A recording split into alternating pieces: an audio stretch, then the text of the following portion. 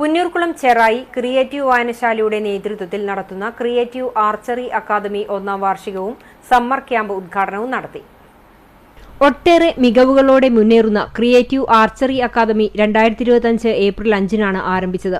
Creative അക്കാദമിയിലെ 7 വിദ്യാർത്ഥികളാണ് യോഗ്യത നേടി ജില്ലാ സ്കൂൾ തല ഗെയിംസിൽ പങ്കെടുത്തത്.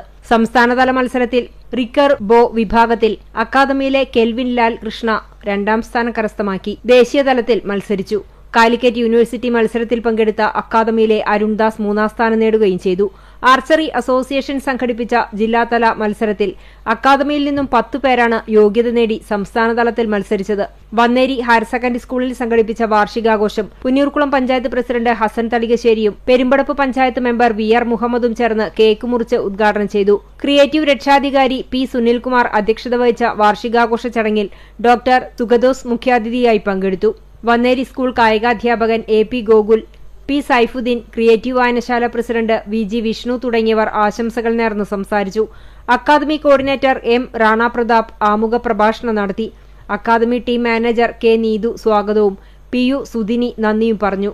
തുടർന്ന് വിദ്യാർത്ഥികളുടെ അമ്പെയ്ത്ത് പ്രദർശനവുമുണ്ടായിരുന്നു. ഏപ്രിൽ 10-നാണ് 2 മാസം നീളുന്ന സമ്മർ ക്യാമ്പ് ആരംഭിക്കുന്നത്.